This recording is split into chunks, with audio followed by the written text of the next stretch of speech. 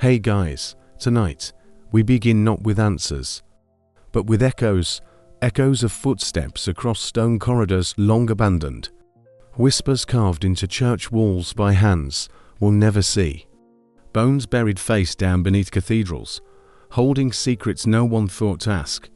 For centuries, these stories were dismissed as myth, legend, superstition, the fever dreams of monks who ate too much rye bread. But now, science is listening, and what it's uncovering is stranger than fiction.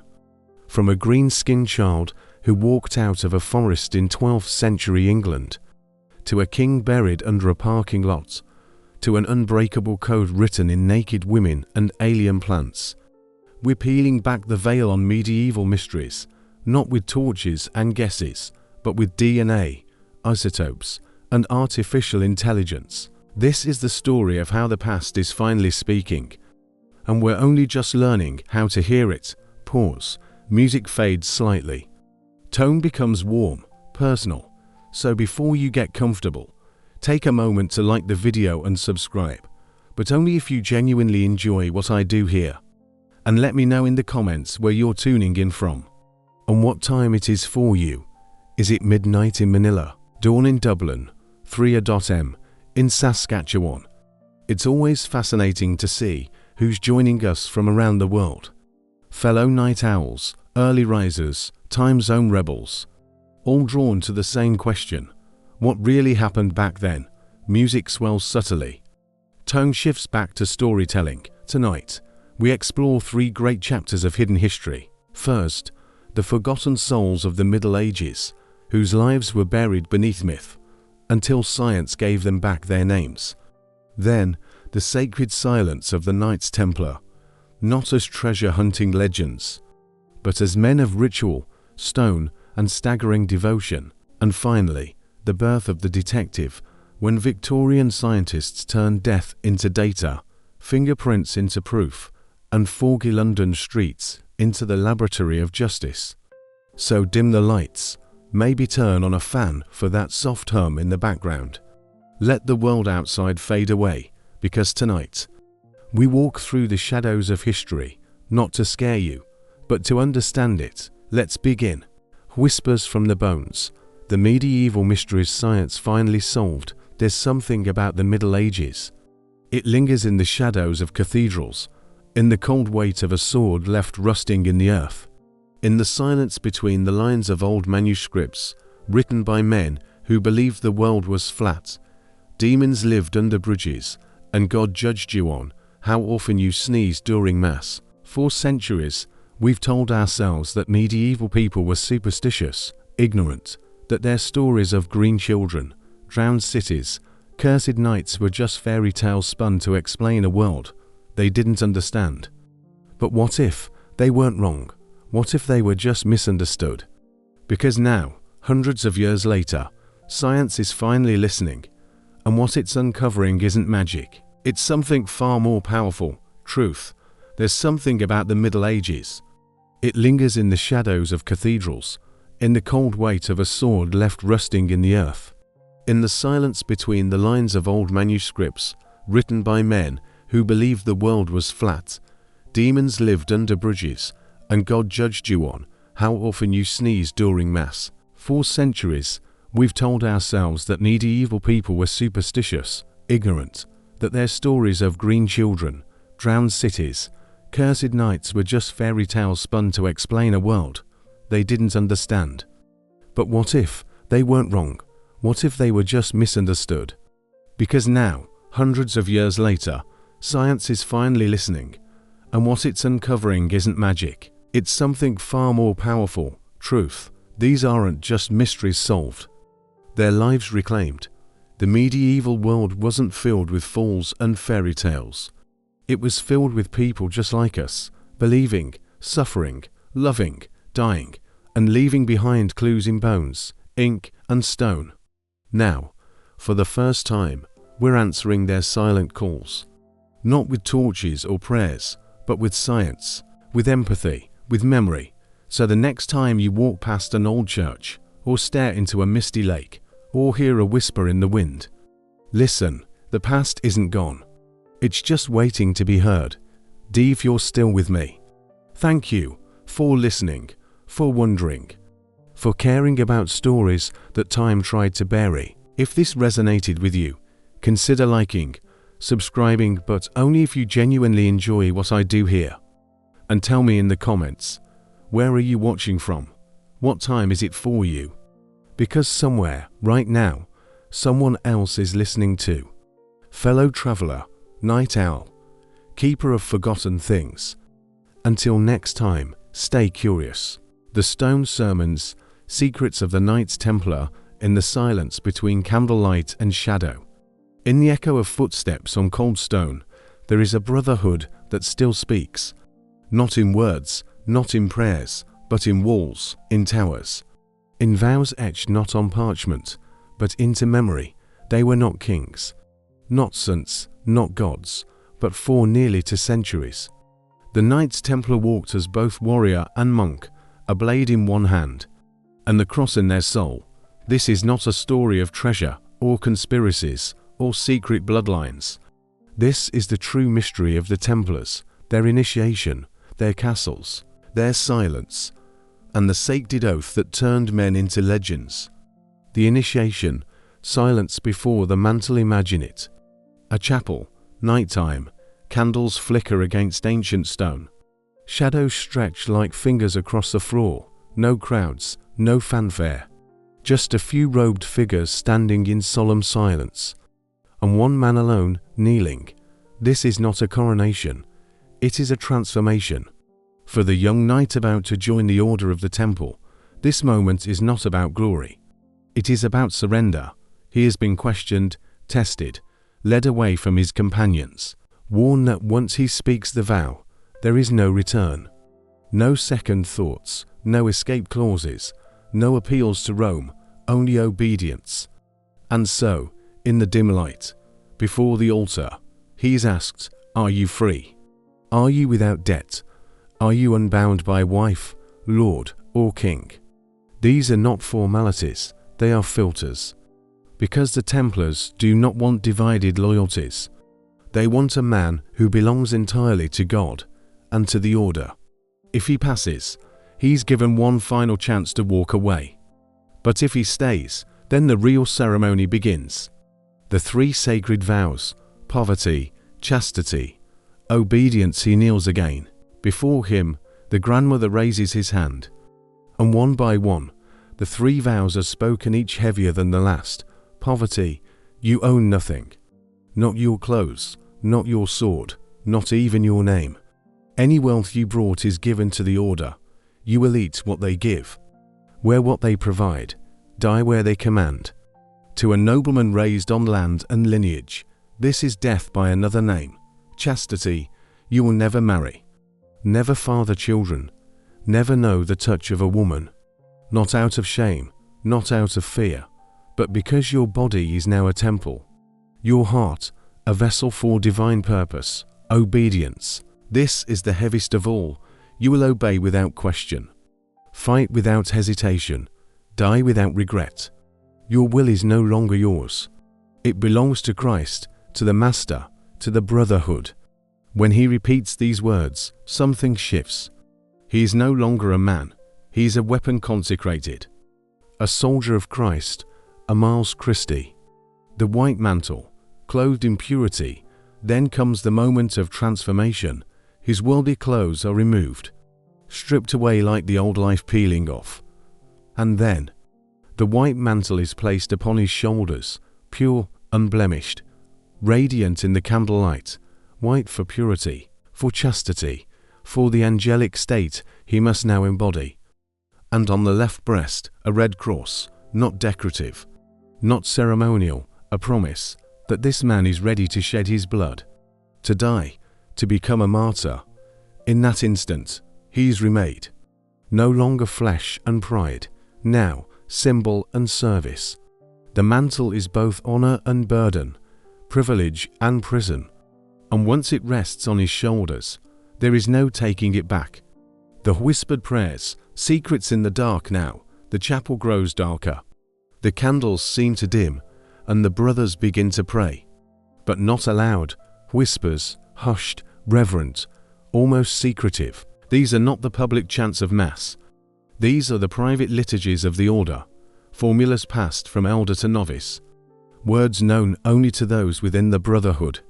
To outsiders, this silence bred suspicion, rumors, that they denied Christ, that they spat on the cross, that they worshipped idols in the dark.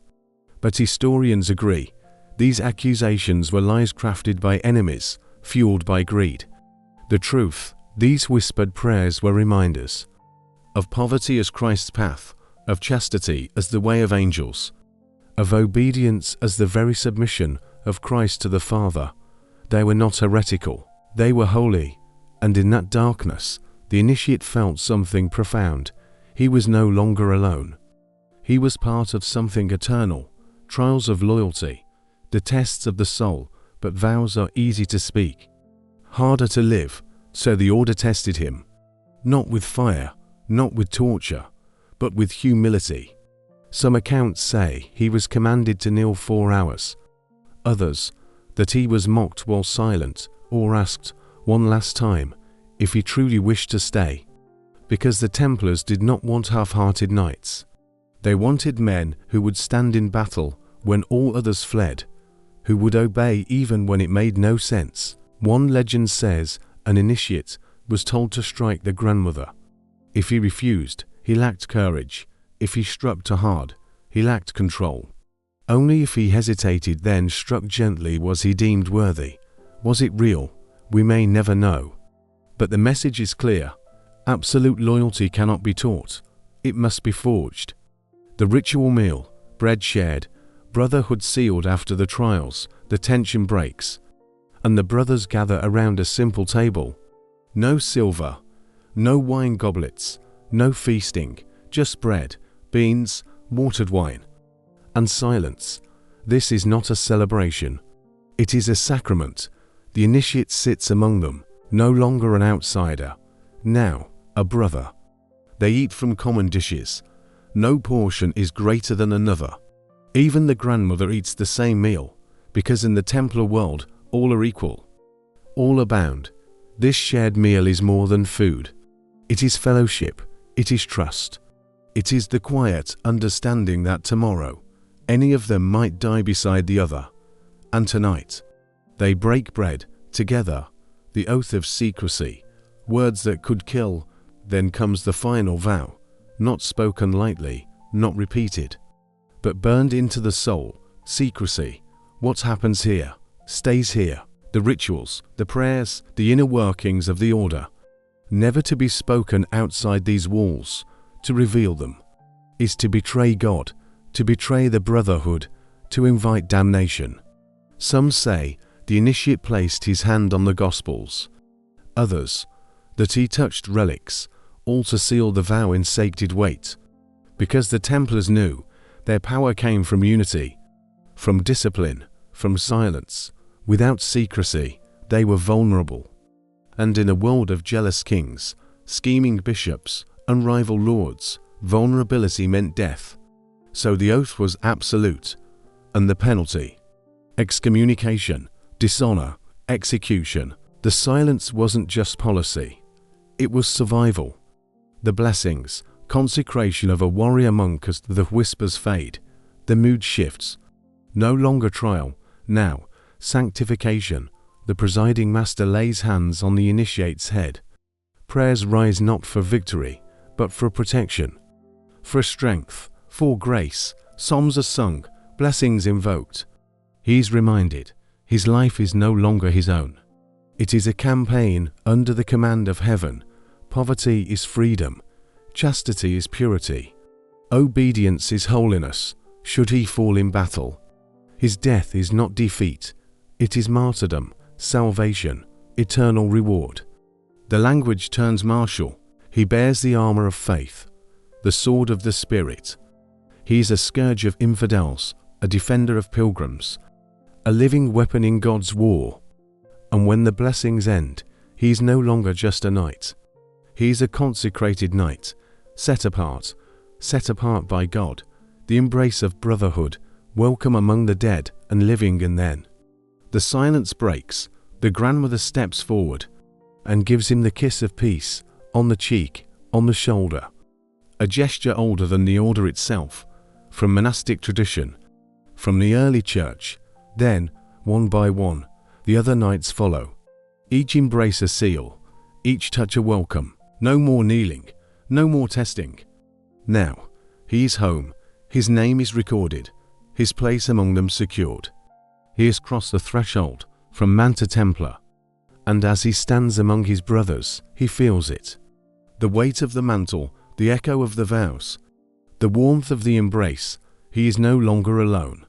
He is part of a brotherhood that stretches from Portugal to Jerusalem, from castle to battlefield, from life to death.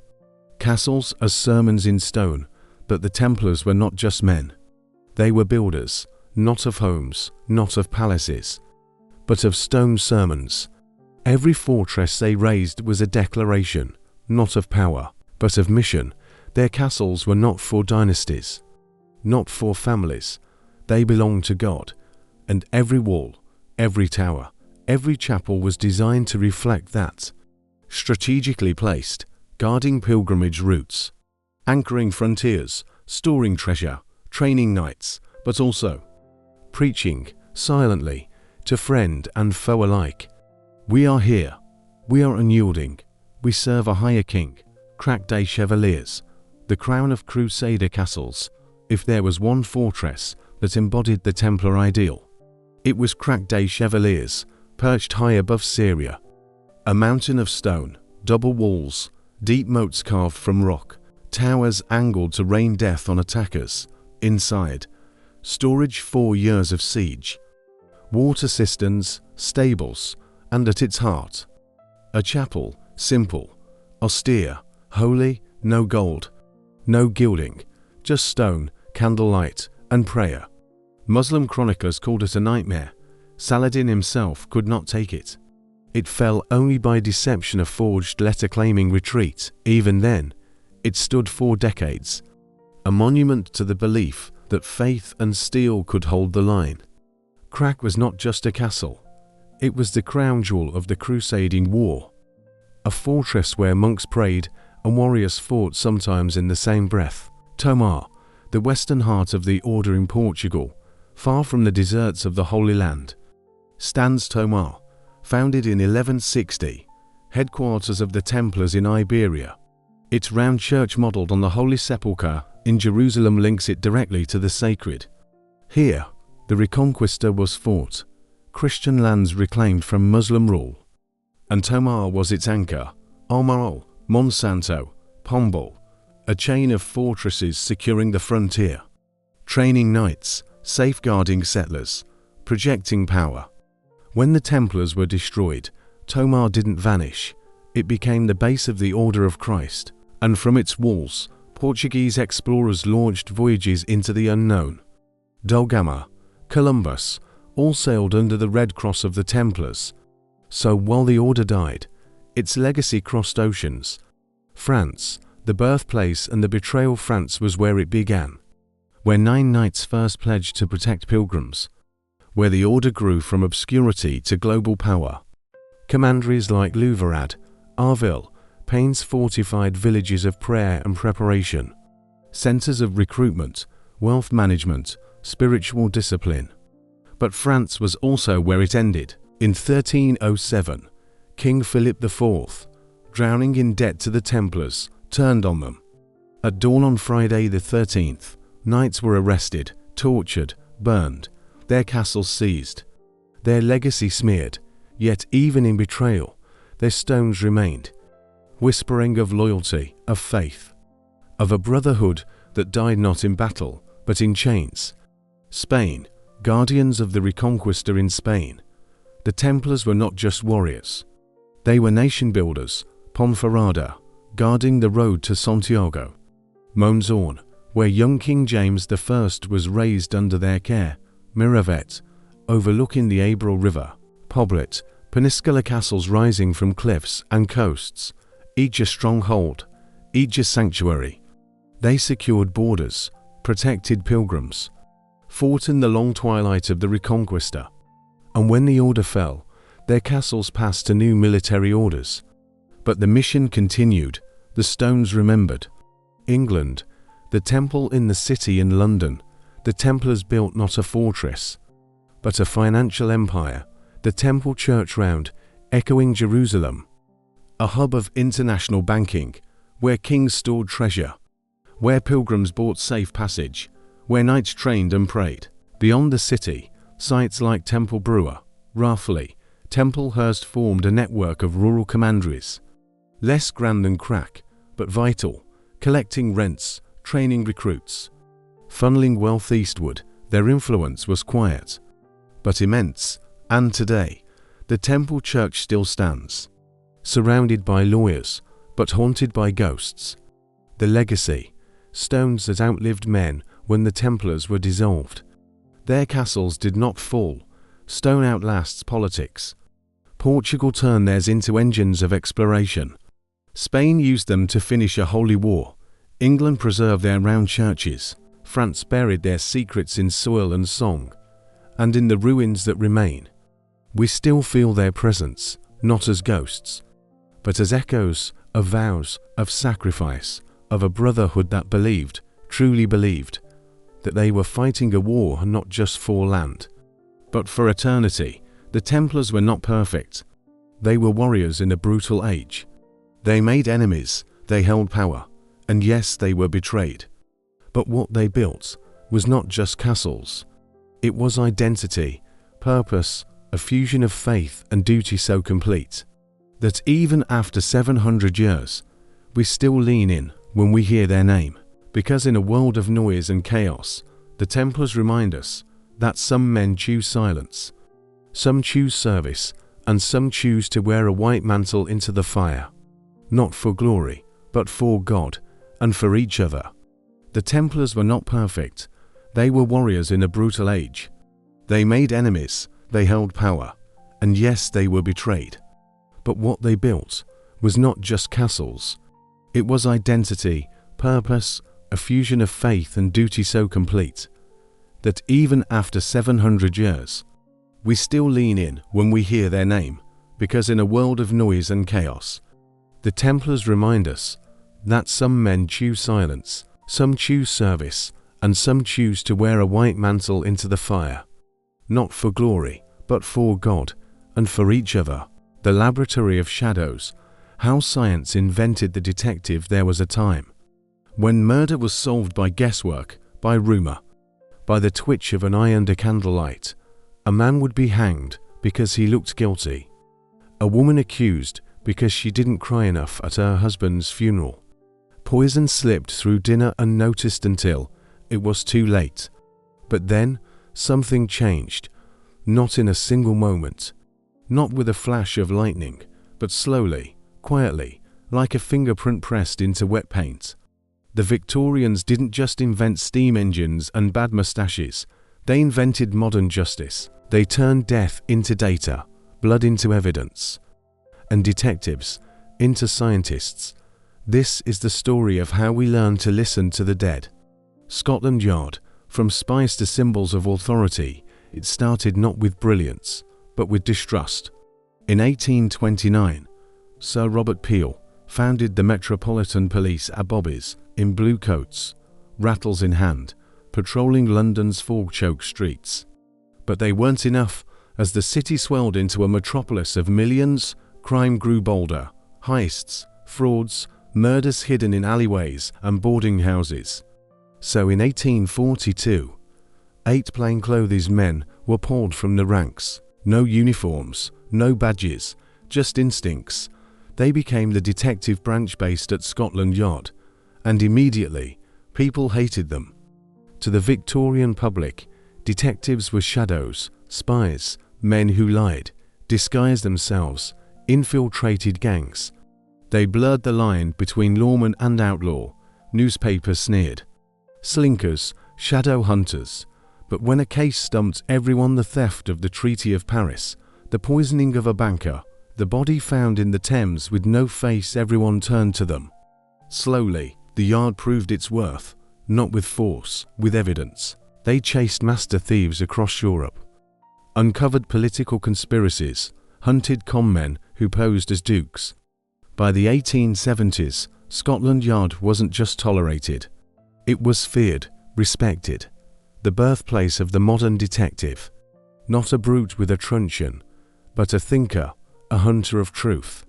Forensic autopsies, reading the body as evidence for centuries. A coroner's job was simple: look at the body, listen to the wife, declare cause of death, done. But in the 1800s, doctors began asking, what if the body could speak? Enter the forensic autopsy. No longer just a ritual, now a crime scene. Physicians cut open stomachs searching for poison, studied bruises to see if injuries happened before or after death, mapped blood spatter like constellations. The corpse wasn't just a victim, it was a witness. One of the first breakthroughs came in a quiet village where a farmer died suddenly after dinner.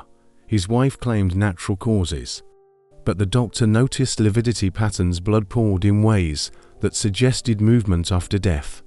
She'd moved him to hide the fact he'd been strangled.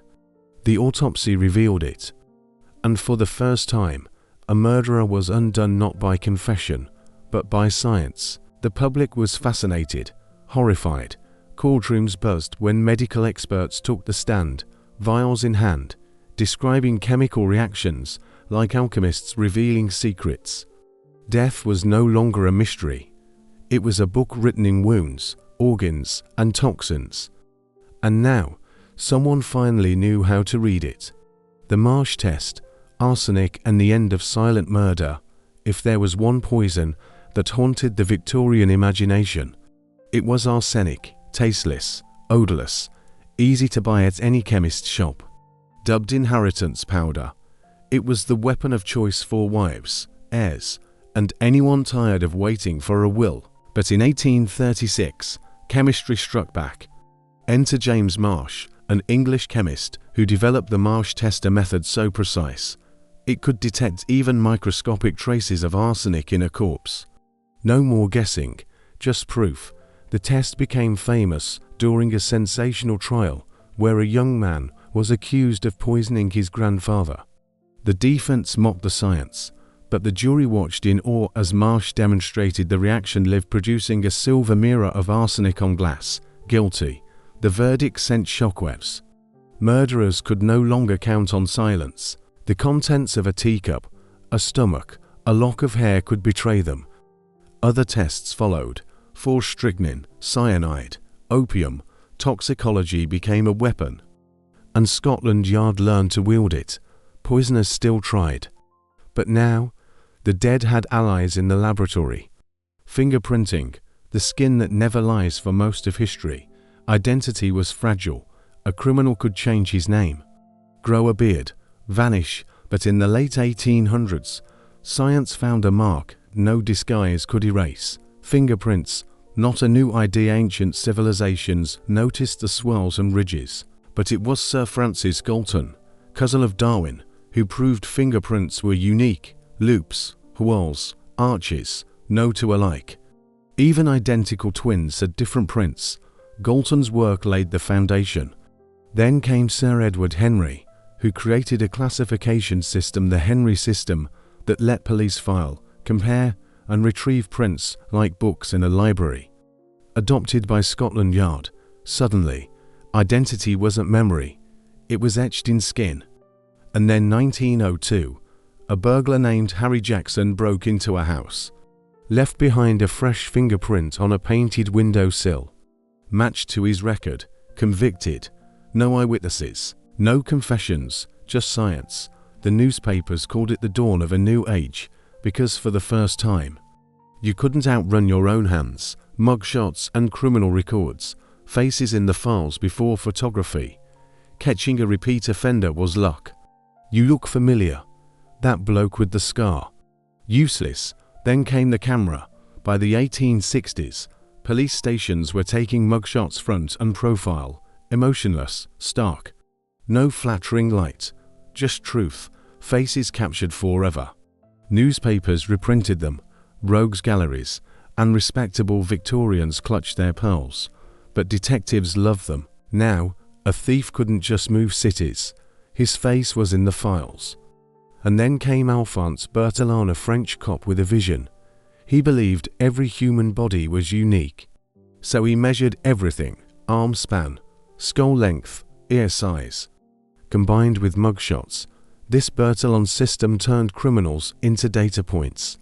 Scotland Yard adopted it. Now, they didn't just know who you were. They knew what you were, your criminal career tracked, your habits catalogued, your next move anticipated. It was the birth of the criminal database, not digital, not AI, but paper, ink, and obsession. The Victorians loved order. And now, crime had a filing system, crime scene photography, capturing the moment before it vanishes. Before the 1800s, a murder scene was chaos. Crowds trampled footprints, relatives moved bodies, policemen handled weapons. By morning, the truth was gone. Then came photography. By the 1860s, detectives began photographing crime scenes exactly as they found them: bodies, blood, broken glass. Every detail preserved, no more relying on shaky memories. Now, you could revisit the scene years later, compare angles, spot inconsistencies. During the Jack the Ripper investigations, photos helped link the murder: same knife style, same brutality, same terror. The images were gruesome, but necessary. Photography turned the crime scene into a silent witness, and every photo was a warning. We are watching. We are recording. You cannot erase what the lens has seen. Jack the Ripper, the case that changed everything. 1888, 5 women murdered in the shadows. Throats slit, organs removed. No witnesses, no suspects. Only letters, some real, some hoaxes, signed Jack the Ripper, London Pate. But Scotland Yard did something unprecedented. They applied science. They photographed the bodies, sketched the wounds, compared patterns. Doctors studied the cuts: precise, surgical. Was he a butcher, a doctor? Psychologists sketched a profile: solitary, resentful, sexually disturbed. Flawed, yes. Revolutionary, absolutely. The Ripper was never caught. But the investigation changed policing forever. It proved that even without a suspect, you could analyze behavior, map patterns, preserve evidence. Failure taught progress. And from the ashes of those unsolved murders, modern forensics rose. Sherlock Holmes, fiction that shaped reality. In 1887, a character stepped out of a foggy London street. Sherlock Holmes, half scientist, half magician, magnifying glass in hand. Chemistry set in the flat, mind sharper than a scalpel. Arthur Conan Doyle gave us a detective who didn't chase leads, he deduced them. From mud on a boot, a typewriter's quirks, a single ash from a rare cigar, Holmes wasn't real, but he felt real. Because he was built on the real advances of Victorian science. Readers thrilled at the idea that logic could defeat evil. And real detectives, they hated him. They resented being compared to a fictional genius, but secretly, they copied him. They bought magnifiers, learned toxicology, started thinking like scientists. Holmes made deduction cool. And in doing so, he turned the detective into a cultural icon, a hero of reason in a world of chaos. Fact and fiction blurred, and justice wore a deer stalker. Criminal profiling, the good, the bad, and the biased. By the late 1800s, Victorians believed science could do anything, even predict crime. Enter criminal profiling. Men like Chase R. A. Lombroso claimed criminals were evolutionary throwbacks, recognizable by sloping foreheads, large jaws, asymmetrical features. Phrenology, physiognomy, pseudoscience dressed as truth. Scotland Yard quietly used it. This killer must be foreign, insane, both. After Jack the Ripper, doctors sketched psychological profiles: solitary, prone to rage, sexually deviant, crude, yes, but groundbreaking. For the first time, they asked, why did he kill? What kind of mind does this? Still, the field was poisoned by prejudice. The poor, the immigrant, the mentally ill, all labeled biologically predisposed to crime. Profiling reinforces class fears. But beneath the bias, a seed of truth, patterns exist. Behavior repeats, motive matters. Victorian profiling was flawed, racist, dangerous, but it was also the first step toward understanding the criminal mind. Legacy, the blueprint of modern justice. By 1900, the world of policing had changed forever. No more rattles and lanterns. Now, fingerprints, toxicology reports, crime scene photos, criminal databases, psychological sketches. Justice was no longer about luck. It was about procedure. Scotland Yard-inspired forces from Paris to New York. Sherlock Holmes became a global symbol of intellect over instinct. And the greatest legacy, the belief that evidence speaks louder than rumor. Yes, there were shadows. Profiling abused the vulnerable. Science made mistakes. Innocent people hanged. But the foundation was laid. DNA, digital forensics, behavioral analysis, all stand on Victorian shoulders. They began with whispers in morgues, experiments in labs, and detectives walking foggy streets with notebooks full of clues. They turned crime solving from myth into method, from chaos into clarity. And though the gas lamps have gone out, the light they lit still burns.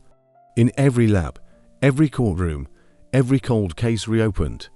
Because once science learned to speak for the dead, it never stopped. Music softens, voice becomes reflective, so the next time you hear a detective say, "Let's process the scene," or see a lab tech lift a fingerprint from glass, remember this, it started here, in the 19th century, with men in top hats and women grinding chemicals in basements. They didn't have computers, or satellites, or DNA sequencers, but they had curiosity, obsession, and the courage to believe that even in darkness, truth could be found. If you're still with me, thank you for listening, for wondering, for caring about the quiet heroes who turned justice into science. If this resonated with you, consider liking, subscribing, but only if you genuinely enjoy what I do here. And tell me in the comments, where are you watching from? What time is it for you? Because somewhere, right now, another night owl is listening too. Fellow traveler, keeper of forgotten truths. Until next time, stay curious. We began tonight with bones. A pilgrim buried face down, a king under asphalt, a nun holding her child in death. And we end with something quieter, not answers, but echoes. Because the most powerful thing about history isn't that it happened, it's that it left traces, in the shape of a skull, in the pattern of a fingerprint, in the whisper of Latin in a ruined chapel. For so long, we thought the past was silent, that the dead had nothing left to say, that they were speaking all along. We just didn't have the language to hear them. Now, we do. Science didn't destroy the mystery. It deepened it, because now we know these weren't just names in a book. They were people, tired, afraid, devoted, just like us. So the next time you pass an old church, or stare into a foggy lake, or feel the weight of history in a quiet room, listen, someone is still speaking, and after 800 years, we're finally learning how to answer. Thank you for being here, for listening, for wondering. If this moved you, consider liking, subscribing, but only if you genuinely enjoy what I do here. And tell me in the comments, where are you watching from? What time is it for you? Because somewhere, right now, another night owl is listening too. Fellow traveler, keeper of forgotten things. Until next time, stay curious.